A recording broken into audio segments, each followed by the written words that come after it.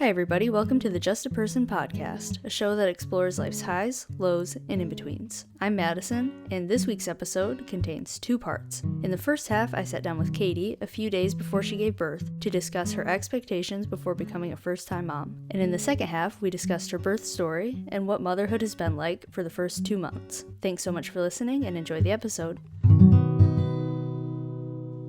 All right. Hello, Katie. Hello. Welcome back to the show, part 2. Well, not really part 2, but second time. Well, thanks for having me a second time. So this is going to be a little bit different. We're trying something here, which is you're pregnant. So we're going to record this episode in 2 parts. One part before you give birth, which will be very soon in the next few weeks, and then a part after. We'll give you some time, but a little bit afterwards to kind of compare the before and after of what you think versus the reality. Sounds good. So you're before we get into it, we got to do the question. I got to ask you the question out of the hat. Okay. My gosh, I almost forgot. Okay, let's see. Do you have any projects or anything that you're working on? Just cooking this baby. There you go. That's true. You're very far along, so. Yes.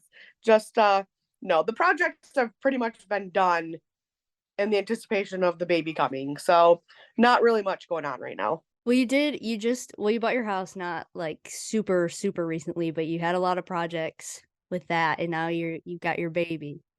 Yes, we had to redo the whole nursery, and yeah, we've been busy working on things around the home, but now we're kind of laying low and just waiting. As you should be. Right? Personally, I don't think I have any projects. I'm trying to think. Just getting the season ready. We're doing this before the season because you're gonna give birth in March. So we're doing this before the season's going out, obviously, and then you're gonna have the baby, and then the episode will go out. So that's pretty much all I'm working on at the moment. Well, it's a lot though. Yeah. It takes time. Keeps you busy. Okay, so you're having this baby. It's your first baby, sort of. Yes. So how did it feel when you first found out you were pregnant with this baby? So it was kind of crazy. So we had lost our first one. I had found out I was pregnant in January of 22, and then end up losing the baby in March of 22. And then we ended up buying our home in July of 22. And then pretty much the weekend we moved in, I found out I was pregnant. So we were super excited. There was a lot of big changes, but super excited, yet super nervous and scared because of what had happened months prior. So, but for the most part, very excited. And was there a time that you felt a little bit more at ease about it? Because I know, I don't know how much you want to share, but you did have some issues with your gallbladder as well, right? During this pregnancy? Yes. I was just going to say, was there ever a time that you then felt more settled?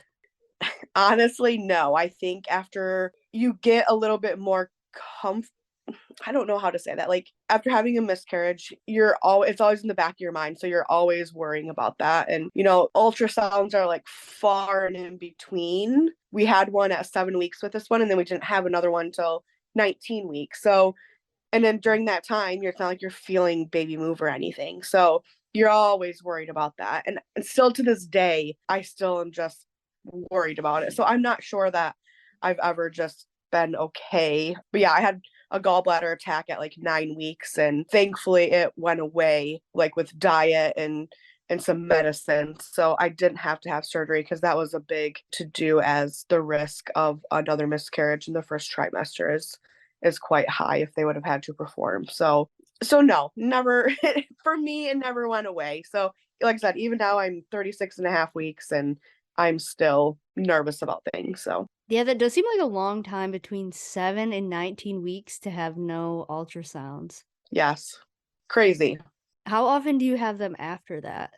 Typically you get one at like 20. You get typically your 20 weeks, which is like your you can find out your gender. They do like make sure that all your organs, everything's like the baby's growing okay. But typically after that, you may not ever have another one until you have the baby. But luckily and unluckily for me, I was diagnosed with gestational diabetes quite early on. And so I've been able to have a couple since then. So I think end up having three more to the additional two I had. So it makes it a little bit more comforting when you do that. You were on here previously, you were talking about your career as a nurse, and part of that was you were a labor and delivery nurse. So what do you think about labor now, having it like being a part of it from that perspective? Now you're gonna have your own baby. So my doctor always says stuff, and I'm like, well, clinically, I know what to expect, but physically and mentally, I have no idea.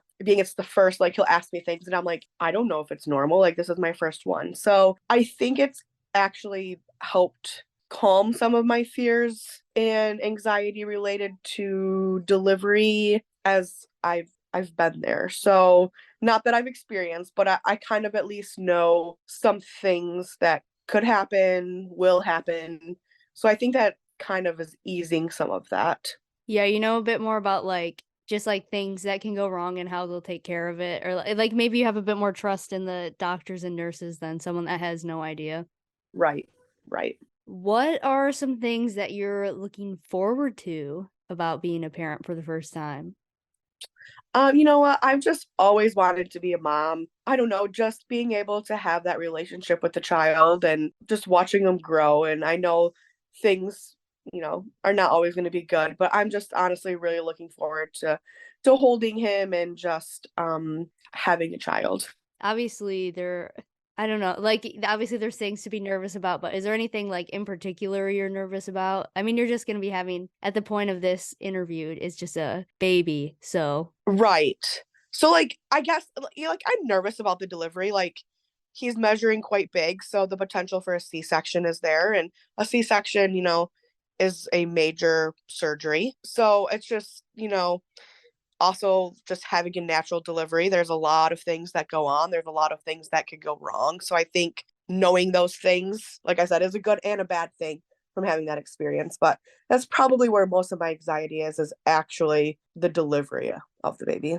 do you feel prepared for after having the baby coming home and I mean, there's kind of a lot of kids in our family. You're one of the older cousins, so you've always had been around kids.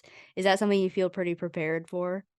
I feel prepared taking care of children, but I just know that this will be a whole new world. So honestly, I'd like to think that I'm somewhat prepared, but I know in reality I'm not. It's going to be a whole new world and things are going to be different, and I'm realistic when it comes to that I know that I try to think I'm prepared, but I know that I'm not going to be.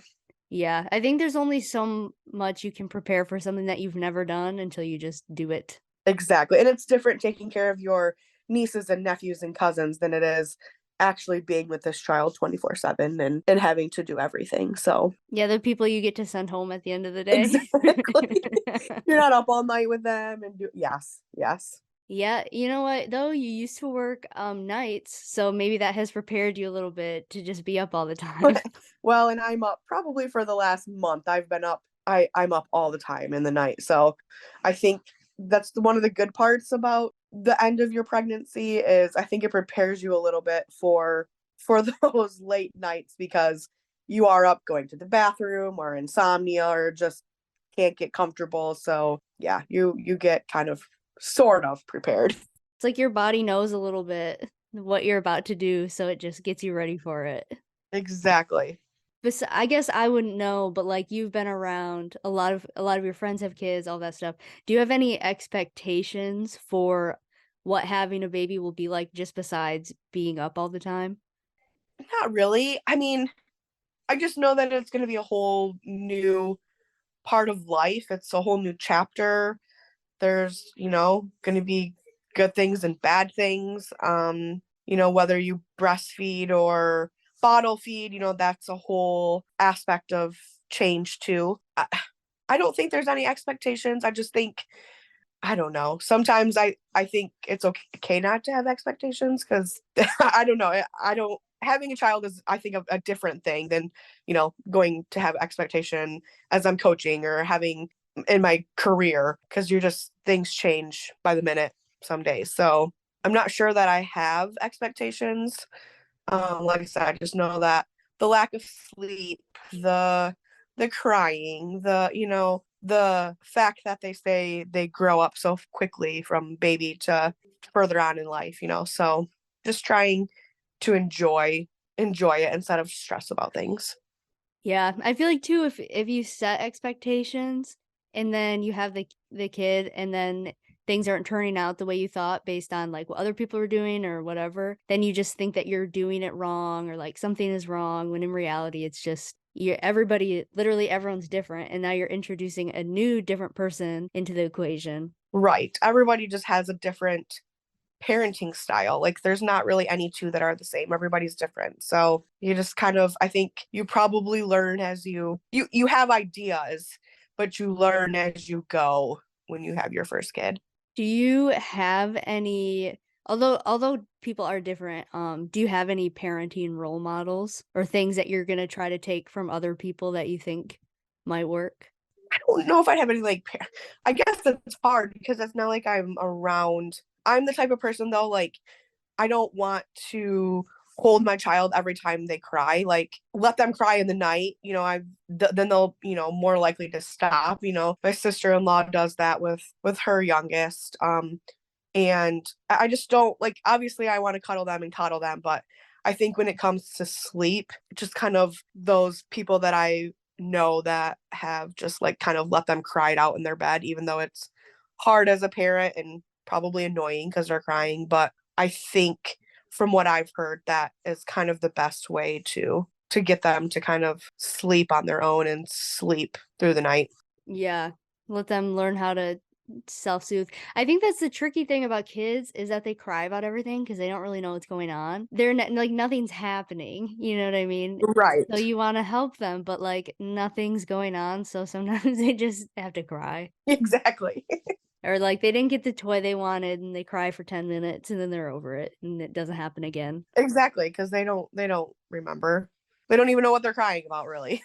Exactly, they just know something happened they didn't like. Exactly, and they didn't get their way. Yeah. Well, before we is I don't wanna make this too long because 'cause we're gonna have a second half, but is there anything else that you would like to say, before you have your baby? No, I'm just what they say, I'm thankful that I've had a good pregnancy and, a healthy pregnancy, and, they just say as you get closer, you're ready, and I was like, "Yeah, I don't know if that's true," but, I'm definitely to the point where I'm ready to have this baby. I'm definitely gonna miss kicking and squirming, like, that's just something I feel like a mother and the child, that's a special bond, so I definitely am going to miss that, but I'm ready to meet him in person and hold him, so Ooh, it's exciting. yes, it is. Well, we'll see you on the other side of this then. Sounds good. Alright. Alright. Alright, we are back. It has been 2 months since we did the last recording. Back here with Katie. Before Katie even speaks, I'm gonna make 2 quick disclaimers. Number 1, there is someone mowing the lawn out my window. Number 2, Katie's dog might start barking. But honestly, I keep waiting, which we'll get into the first episode a little bit, but I keep waiting until the very last minute to do these with you, and I don't know why. So we just kinda have to get it done. Sounds good. Yeah, it's not necessary, but, like, the first episode we did or the first part of the episode we did, I think, like, 4 days before you went into labor. We had a full 9 months to do it, and we waited until the very end. We're good at that. And then today is Wednesday, and this episode's coming out Monday, so okay. Perfect. But yeah, okay, so like I just said, you went into labor almost immediately after we did the first part of the episode, so do you wanna just start there? Sure. Alright, go ahead, take it away. Yeah, so I went to work that morning and again, wasn't really sure what real contractions felt like. I mean, kind of had an idea, but I was just kind of feeling off that morning. He wasn't moving a lot in my belly, just kind of was, like I said, feeling off. So I went to work and then I ended up covering for a different patient quite a ways away. And I was like, you know what? After I did that visit, I was like, I'm not feeling too hot. So I called my manager and I was like, I'm going to the hospital. I think something's going on. So she was like, okay. So I got to the hospital probably around like 11:30ish in the morning. And I was having contractions. They were like a minute apart by the time I got there. And I also had a high blood pressure reading. And being that at 24 weeks, I had a high blood pressure reading, they decided to keep me and induce me due to some preeclampsia with the too high blood pressure. So I called my husband, I called my mom to go pick my husband up, and that's when the whole thing started. It was a heck of a 3 days. Well, can I say that when you went into labor, so I get a call from my little cousin, your niece, she's 5. She's like, "Madison, telephone pole fell on my mom's friend's car in the driveway. Will you come over and hang out at your sister's house?" Not that same house. And then I get there and they're like, "This is happening. Katie's in the hospital." I was like, "Katie's in the hospital? What is going on right now?" A lot. It was yeah, and then yeah, you were there for a while, so what was going on while you were there? Yeah, so I was contracting so frequently, but for some reason I wasn't really dilating a lot. So Friday they kind of tried a different they tried a procedure to see if maybe it would help dilate because of the fact that I was contracting so much or so frequently. They couldn't give me any medicine to help dilate because of the contraction. So that's when they kind of started to kind of pump me full of fluids to get my contractions to spread apart. But I kept this catheter in for 12 hours and it did absolutely nothing. So they're not even sure if it was really in. And mind you, I enjoy my food and I had gestational diabetes and I had ate Friday morning, just something small because obviously I wasn't planning on going to the hospital. I had ate something small Friday morning and being once you are like having contractions and such, they really won't let you eat. And being diabetic, I couldn't have anything good. They offered me like sugar-free jello, sugar-free popsicle. So let me tell you, I had a lot of orange sugar-free popsicles during this day. But anyway, so Saturday came around. I was still nothing like I mean, I still hadn't really dilated much. So, and they still would not really let me eat anything. And you're laying down or like yeah, laying down this entire time. Yep. Yep. And I was going to go all natural, but I had got a dose of Stadol, which is medication for pain, and it actually dropped his heart rate. So I couldn't, if I was going to go through with the natural, I was going to have to try a different pain medication because that one, it was bad for baby. So we did that. Starting to get uncomfortable. My contractions were spread apart far enough where I could get some medicine. But then, of course, at that time, 4 other women came in like active labor. So at that time, ripening my cervix is what they call it, that had to get put on hold while the other 4 ladies were about to deliver. So I didn't start my medication until Sunday morning. And at that point, I was pretty far. I ended up being very, very uncomfortable. So I ended up getting an epidural or on the Sunday morning. And also, they broke my water after that, hoping that I was almost on day 3, over day 3. Um, but it was a struggle. And then finally in the afternoon, I started to spike quite a high fever and he started to get kind of funky on the monitor. They were just kind of watching it. And then finally I just felt like something was off. So I requested to talk to the doctor and after 55 hours of labor, I only being to a 990%. I pretty much told them we were doing a C-section.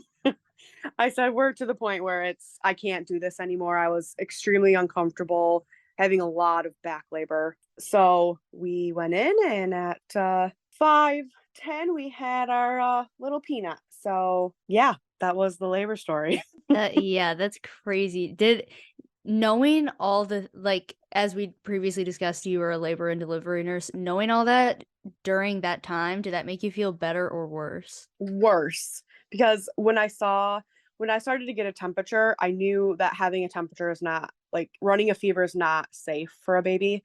Even in your early stages of pregnancy. And then especially his heart rate was going into like the 200s. When I started running this fever, I knew something was up. And monitoring it after that long of me being in labor just wasn't doing it anymore for me. And I my mom kept making noises, and this is the only time I ever got upset. She started making noises at the monitor like, oh, and the only time I was like, "Mom, will you sit down and shut up?" That was the only time I was ever rude to anyone because I was nervous. Like I knew, and then she was just making me extra nervous by watching it and like pacing back and forth. So, I can see her doing that too. yep, yep. So I was just like, sit down and shut up. Um, did you wanna talk at all about what happened after that, or you wanna just skip that? No, that's fine. Okay, so your story does not end there. So you as you said, you had a fever and all that kind of stuff. How long were you in the hospital after you had the baby? Yep. So I had him on Sunday night, and then again because I had the fever, I ended up having an infection in my placenta. So the little guy had to have his blood drawn to make sure he didn't have an infection, but they knew I had an infection. And then Monday came around, I started to spike another just random fever in the middle of the day. They kind of thought it was anxiety related, and I have never really had anything anxiety. But yeah, I started to spike like another 102 temp. So I had to be fever free for 24 hours. Got some medicine, felt better. Tuesday came around. I had been 24 hours without a temperature. So they were going to let me go home Tuesday night. Came home Tuesday night. I did spike a little bit of a temperature, but I didn't do anything about it. And then Wednesday, randomly at night, I started to spike another temperature. So I was like, something's wrong. So I ended up going to the emergency room, and that was the start of it was a mess. It's like the second half of your labor story, the after labor. Pretty much. Pretty much. Pretty much. Yeah, no. I don't know if you want me to go into that or not. So You can if you want to. I don't know, is it like a common thing that stuff like this happens after people, give birth? sometimes after you have a C-section, so my spiel to women is as I did the spirometer as much as I could, but it's so crucial What is that? that the it's a that little contraction you blow into just to make sure that you're getting your breaths because when you have a C-section, you are cut open and your bottom of your lungs could be affected. But I had just not felt very good. So then anyway, so Wednesday they did all these tests. They did a CAT scan. They thought maybe I was having a blood clot because I was having like extreme shortness of breath, like felt like I was suffocating. And I had like shoulder blade pain, which for me, I knew these were all symptoms of like pneumonia. So I went in there and I specifically said, hey, I think I have pneumonia. Well, they did all this stuff and they're like, we don't think you have pneumonia, but you have some pleural effusion, which on the bottom of your lungs, and you have pulmonary edema, which is fluid around the lungs because they had pumped me with so much fluid during the hospital stay with my contractions because they were just kind of a mess the whole time. My legs were probably 4 times the size of my normal legs. And I couldn't even put Yeah, my, you got little legs. yeah, and my feet were so big, I couldn't even put slide on sandals. Wow. They were just ginormous. So like I said, something was going on. So I went to the hospital. They ran all these tests Wednesday night. Pretty much just sent me home with like a water pill to help kind of get rid of the swelling I had. Told me there was nothing else wrong, and I was like, pretty sure I have pneumonia. Yeah, and well, like really quick, your mom, because during this whole time, like I was seeing your family, whatever, but your mom kept saying she keeps trying to talk to me, but she can't get through a sentence because she can't breathe. Right. Yes, I was extremely short of breath that day. Like extremely. And here I am with a 3-day-old baby and my parents are having to come over at night to sit with them for hours while we're in the emergency room. And mind you, my husband was already very upset that he had to spend 3 nights sleeping in the hospital, let alone going back to the emergency room. Like I said, so then Thursday I woke up, I was feeling better, and then randomly again I spiked another temperature. And then I had some blood cultures come back from the night before that kind of showed some things kind of concerning. So, again, being a nurse, I knew what that meant. So I called my on call OB and, she was like, it's probably best to go have it checked out again just to make sure. So here we are. Called my parents again at like 9 o'clock at night. They came over. We went to the emergency room, had all these tests done. And surprise, I had pneumonia. Shocker. I was like, I told you guys this last night. Like, I know I just am not randomly spiking a temperature for nothing. Because typically, after you have your placenta is delivered, that infection is gone from your body. Like, they treat you, but that infection is mostly gone. So, anyway, so Thursday was a little bit shorter stay in the hospital. I got sent home with a lot of medication and a lot of antibiotics, and my blood pressure was super high. So they were worried about me developing eclampsia post delivery. But I just kept telling them it was because I was so upset and I had a newborn or I wasn't sleeping. But thankfully, my blood pressure went down and I didn't have to stay on those meds. But it was terrible. And once I started on the antibiotics, I did not get a fever the following day. So that's kind of how that went. Yeah, what a wild ride. When I was listening to the first part, I was like, "Oh, this lady has no idea what's coming for her." I was like, Yep. "Oh no." She's like, "Yeah, I think it won't be too bad. It's gonna be hard," but I was like, "Okay." I know. And then like my sister-in-law's sister-in-law had a baby and she like was in labor for like 10 hours or something. And I'm like, oh, I'm so jealous. Yeah, especially because you were in labor, but nothing was happening. Right. I was miserable and nothing was happening. So yeah. All right. Well, let's let's move past that. Right. We've learned a lot. Yeah, for sure. Does it make you, because you want to have more kids, right? Yeah. So during this whole process, my husband was like, do you want any more children? And I'm like, don't ask me that question right now. Yeah. This was before we had the C-section, right in the middle of the most worst part. But now having the C-section, I know that the next time if we are able to get pregnant again and have another one, that it'll be scheduled and I won't have to go through all the hullabaloo. It'll be scheduled and I'll know what to expect now. And on a happier note, what are some things that you've enjoyed so far? I mean, it's only been what day was he born? Near the end of March or the beginning of The March? beginning of March. Okay, so 2 months. Yep. So he just turned 2 months last week. Yep. So, what are some things you've enjoyed, or is there anything you didn't even like expect that you've enjoyed?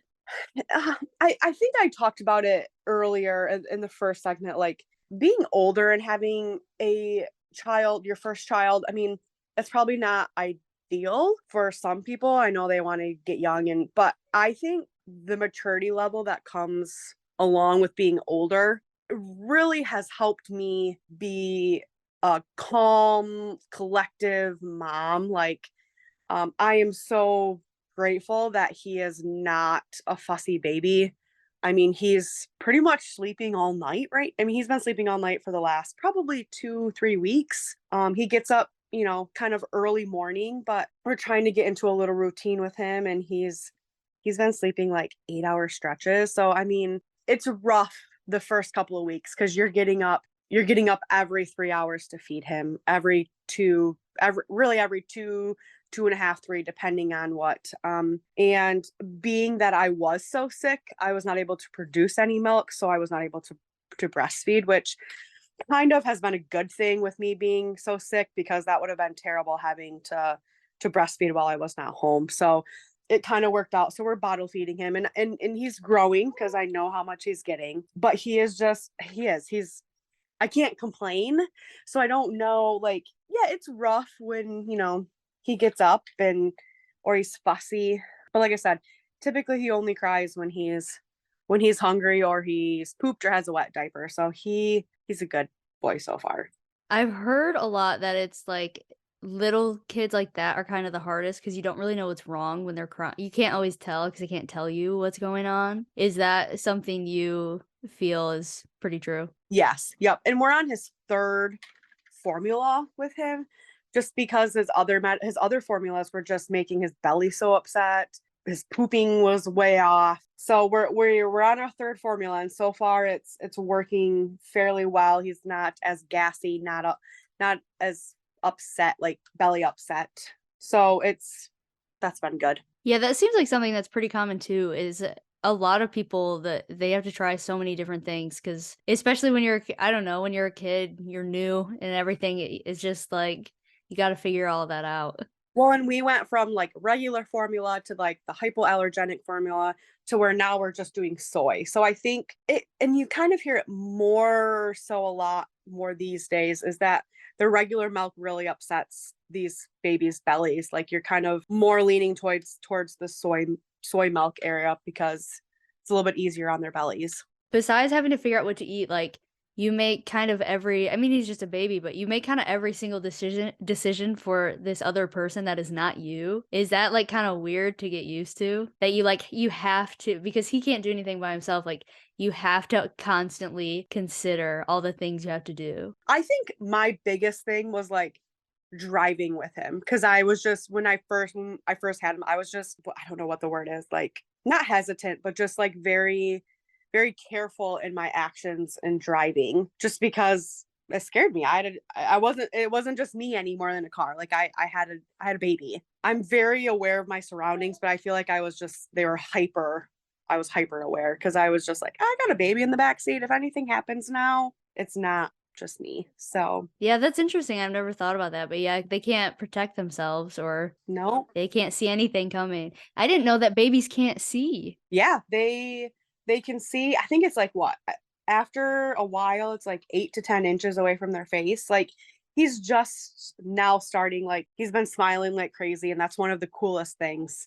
When he sees me, he just smiles, and so I think he's starting to see more. He's starting to realize faces, I should say, which is kind of a cool thing. And it's also been hard too because I've been coaching high school track since I had him. So he's been going either with my mom or my sister-in-law. So I've been having to be away from him, for a couple hours every day, which has been hard. But I think whenever he sees me when I get there or when I hold him and he knows that it's me, he's just very if he's ever upset or anything, he's just way more relaxed and calm when I'm around. So that's kind of fun and cool to see. So an experience. So before you said that you felt as prepared as you could before like, you could only prepare so much. So once you brought him home and you stopped being sick, did you feel like you were pretty prepared, or did you feel, like, a bit out of control? No, I felt pretty prepared. Like I said, I think being older has definitely helped. I also think having a good baby has helped. But no, I felt like I mean, there was probably some little things that I can't remember that I was like, "Oh man," but for the most part, like a routine, feeding him every 3 hours. I mean, they pretty much just sleep, eat, and poop that first, month or so. So I know people are like, "How do you feel prepared?" But I did. Again, I think it's my age and being around babies my entire life. So I think that definitely helped my advantage, but I did. I felt for the most part prepared. What is it I know you've already had to take him to the doctor. What is it like having to deal with that kind of thing for the first time where, once again, he can't tell you anything? You just have to kind of notice stuff on your own? Yeah, so he was probably like about a month old. He was starting to have like he got that nasty. It was kind of like when all that upper respiratory stuff was going around. But he was starting to like really struggle to kind of breathe, and he was kind of making some grunting noises. So we did end up taking him to the hospital, and fortunately he just had a little virus. But I always told myself being a nurse, I wasn't going to be that crazy mom. But when they're little like that and they can't tell you what's wrong and you can tell that he doesn't feel good, it just breaks your heart. I was like, it's better safe than sorry, especially when they're young. The respiratory system's not fully where it should be. So I was like, let's just go. So thankfully nothing was wrong, but definitely does break your mama heart, even when you think that you're strong enough. Because he can't tell you. He can't tell you what's wrong with them. Um, alright, we covered pretty much everything. Oh, I guess, like, were there any, said, like, unexpected things you enjoyed, any unexpected challenges that you had? I don't think so. I mean, I just think it's challenging being a new mom overall because you're just learning. You had this child inside of you for 9 months and now he's on the outside. So you can try to be prepared as much as you can, like I tell myself, but just having it's literally like having a child is literally like wearing your heart on your sleeve. It gives a whole new perspective to your life and you're pretty much doing it for them now. And that's probably been the biggest thing is just maybe sometimes I'm trying to be a relaxed parent, and even people will be like, "You're so calm with him," and I'm like, "Eh." Again, I owe it to my age. Like I'm not young. I'm not not that that happens with all the young people, but I definitely think being older, having my first child has been a huge advantage. Has it been maybe it would be different for you because you're the oldest of your siblings. I'm the young I just have an older brother. But is it kind of not weird, but I don't know another word to say. Is it kind of weird having someone new brought into like your family dynamic? Like it's not just you and your husband. There's somebody new here that's there all the time. Yeah, no, it definitely is. And now that it's getting nicer out, like I love to read and I love the sun. So like going outside, it's not like I can just get up and go. Like I have a kid now. Like if he's whining, I can't sit out there, It's I tried that, it's you have a whole nother person you're taking care of. So your life has definitely changed and you're not just able to go do whatever you want. Yeah, that's gonna be tricky for you. You do like to just sit outside for long periods of time. Yes, yes. Probably not anymore. Um, is there anything else, anything we didn't cover that you wanted to say or talk about? I kind of interrupted you earlier in your what you wanted to say to women about like doing the Oh, the blowing into that tooth. spirometer. Yeah. Yeah, like, make sure you do it. That's one of my things they tell you, like, every hour in the hospital after you have a C-section is to do that, like, highly recommend it. Like I said, I did it, but probably not as much as I should have because who wants to sit there and blow into the spirometer 10 times, you know? Not that I think there was a lot that played into me being sick, but I would highly recommend, making sure that you do that and take care of yourself because you're just as important, you have to be healthy to take care of this new baby. So take care of yourself. Yeah, I guess besides that, did you that was gonna be my last question. Any advice? I guess maybe for that was more for a new mom. You have any advice for someone that's at the end of their pregnancy? Because I know at the end of your pregnancy, you were ready to be done. Yes, yes, it does. Your first 8 months kind of for me flew by. My last, well, I mean, I had him 3 weeks early, but like my last, I should probably say the 7 months flew by, and like even your last trimester sometimes like just drags by and you're absolutely miserable. Like thankfully he was born in the winter, but for all those summer moms, I promise you it'll be worth it in the end. It's gonna suck. Not gonna sugarcoat it. It's gonna suck, but it's 1,000,000% worth it when you get to hold them, or in my case when my husband got to show me him after the C-section. That's a pretty awesome feeling seeing your husband become a dad and do that. So Oh, I did have one more question. We don't have to say his name, but did you guys kinda have fun picking out his name, or was it like, "Oh, we can't," like in Friends where Rachel and Ross are, like, fighting about it? Was it like that, or was it kinda fun? nope, I shouldn't say we. We had one boy's name picked out. The girl's name was the one we were unfamiliar about. I've wanted this name for a while and he just kind of went along with it. So it really wasn't even we knew right away as soon as we found out that it was a boy that we knew his name. So we didn't even there was no arguing, nothing. I feel like your husband's, like, a pretty easygoing guy anyway, so and I'm sure you had some stuff already picked out, so whatever you wanted, I'm sure it would've just been like, "Okay, let's do it." Yep. Yep. Nope. He was pretty good about it. So Alright. Well, thanks for telling us your crazy story. well, It turned thanks. out a lot more, I d there was just a lot more to it than when we originally did this. But we're glad you made it through that because that was rough, and you have your son, and honestly, guys, she's been taking care of him this whole time while doing this interview, which is, like, pretty impressive, so Yep. He's been giving me the pouty face, so.